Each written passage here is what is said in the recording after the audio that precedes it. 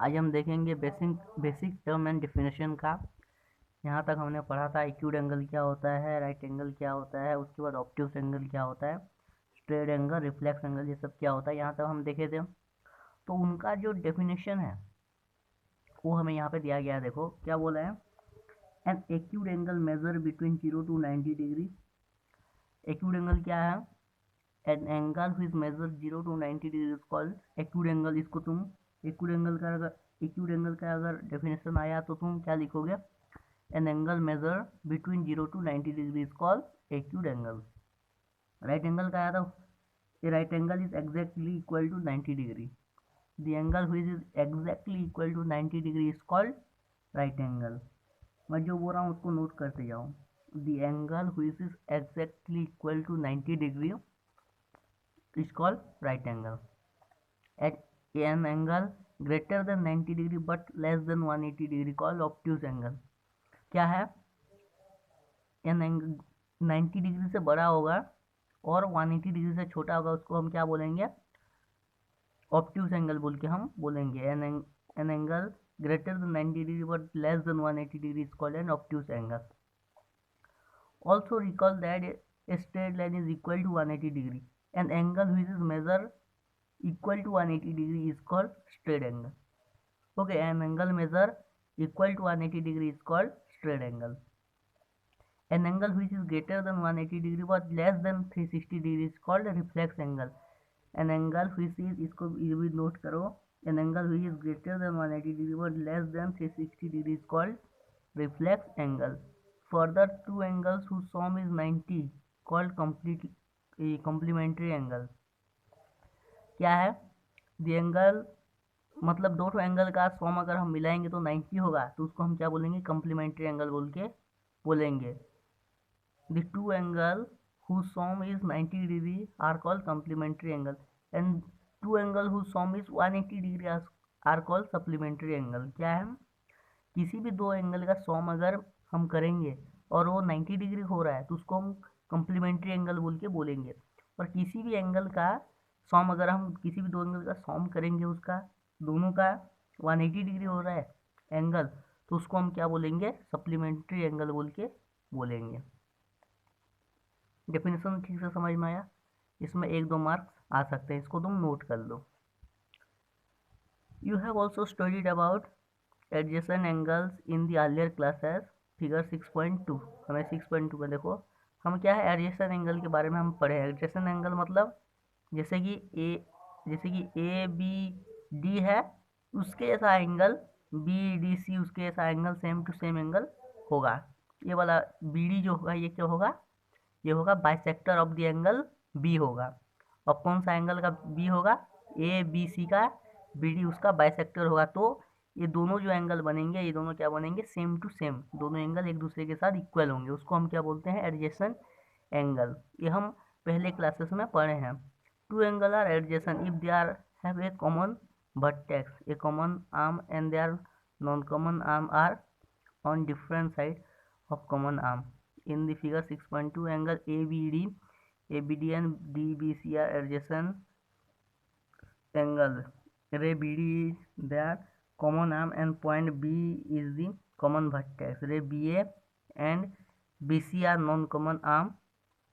Moreover, when two angles are adjacent, then their sum is always equal to angle formed by two non-common arms. So we can write angle ABC is equal to angle ABD plus DBC.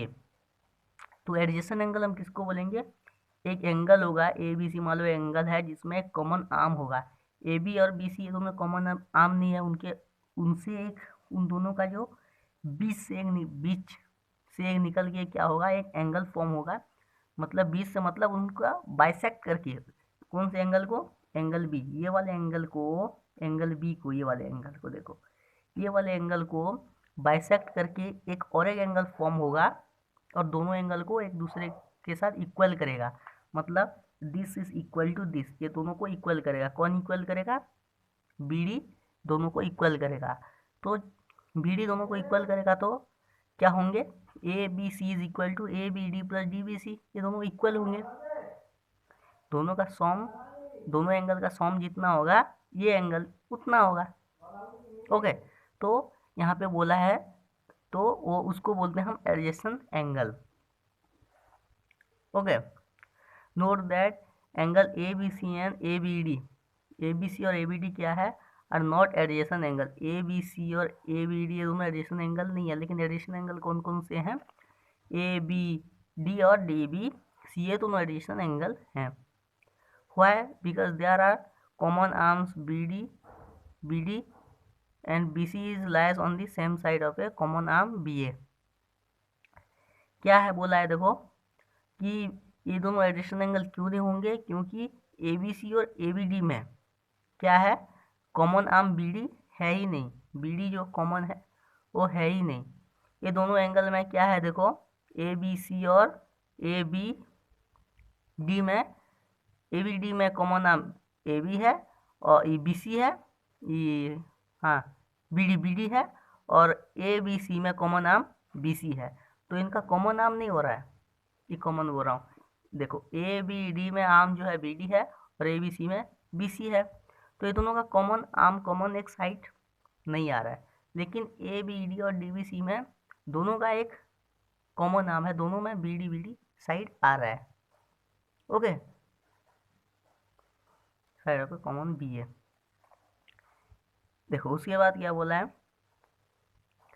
if the non-common arms BA and BC in the 6.2 form a line then it will look like 6.3। क्या बोला है देखो, if the non-common arm BA and BC, BA और BC, if the non-common arms BA and BC form a line then it look like 6.3। BA और BC ये दोनों एक line form करते हैं, कौन सा, बी ए और बी सी, तो ये लुक लाइक ऐसे दिखते हैं। एक लाइन में होता है ए बी सी, तो ये ऐसे होता है स्ट्रेट लाइन में। तो इनका कॉमन नाम क्या है, बी डी। बी डी दोनों एंगल का कॉमन है। Okay, in this case angle A B D and D B C, A B D and D B C are called linear pair of angle. इसको हम linear pair of angle बोलेंगे। क्यों बोलेंगे linear pair of angle, क्योंकि देखो ये जो angle है ए बी सी, ये वाला एंगल एक लीनियर एंगल है। लीनियर मतलब लीनियर हमने पढ़ा था यहाँ पे हमने लीनियर क्या पढ़ा था, the angle whose measure is equal to 180 degree, और जो एडजेसेंट एंगल होगा वो लेस देन 180 डिग्री होगा, मोर देन 90 डिग्री होगा। एडजेसेंट एंगल की बात कर रहा हूँ। तो यहाँ पे अगर हम लीनियर पेयर ऑफ एंगल लेंगे तो उसमें 90 डिग्री का अगर एक आर्म बनेगा दोनों साइड में, तो उसको हम बोल सकते हैं एडजेसेंट एंगल। लेकिन ये 90 का बन रहा है, नहीं बन रहा है, तो ये एडजेसेंट एंगल नहीं होगा। You may also recall that vertical opposite angle form when two lines say A B and C D intersect each other, say that point O there are 2 point vertically opposite, two pair of vertical opposite angle. क्या होगा, मान लो हम एक point है, यहाँ से एक line जाता है और यहाँ से एक लाइन आता है। ओके, इस पॉइंट से टच हो गया, तो यहाँ पे जो एंगल बनेंगे, इसके ओपोजिट में ये एंगल, इसके ओपोजिट में ये एंगल, ये क्या होंगे, ये एक दूसरे के साथ वर्टिकली ओपोजिट टू इक्वल, ये दोनों एक दूसरे के साथ वर्टिकली इक्वल होंगे। Vertically opposite angles are equal, ये दोनों जो एंगल्स बनेंगे वो क्या होंगे, वर्टिकली इक्वल एंगल बनेंगे। यहाँ पे देखो, मान लो वो एक पॉइंट से ए बी और सी डी दोनों लाइंस क्या हो रहे हैं, इंटरसेक्ट हो रहे हैं एक पॉइंट में, एक कॉमन पॉइंट में। तो उनके जो वर्टिकल अपोजिट एंगल होंगे, उसका उस एंगल का अपोजिट वाला एंगल, इस एंगल का अपोजिट एंगल क्या है, ये दोनों एक दूसरे के साथ इक्वल होंगे।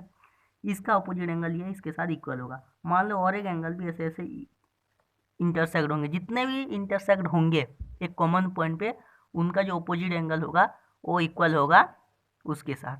ये बोला वर्टिकली अपोजिट एंगल, इसको बोलते हैं हम vertically opposite angle. One pair is AOD and BOC। Can you find the other pair, AOD और BOC, अदर पेयर है AOC और BOD, ये दोनों भी और एक पेयर है। तो वर्टिकली अपोजिट एंगल समझ में आया, लीनियर पेयर ऑफ एंगल समझ में आया, एडजेसेंट एंगल समझ में आया। नेक्स्ट हम टॉपिक करेंगे आगे वाले। Intersecting line and non intersecting line.